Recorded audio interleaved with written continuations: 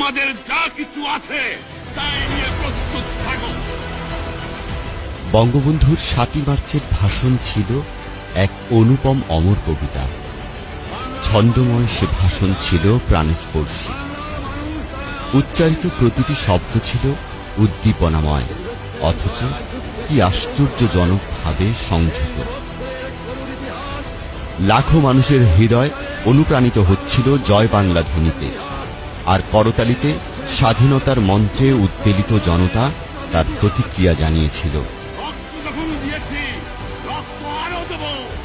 বঙ্গবন্ধুর এই দীপ্ত ভাষণে সে সময় সারা বাংলার মানুষ, রাজনৈতিক নেতাকর্মী ও ইপিআর, পুলিশ এবং বেঙ্গল রেজিমেন্টের সদস্যদের কাছে স্বাধীনতার সবুজ সংকেত হিসেবে প্রতিভাত হয়েছিল।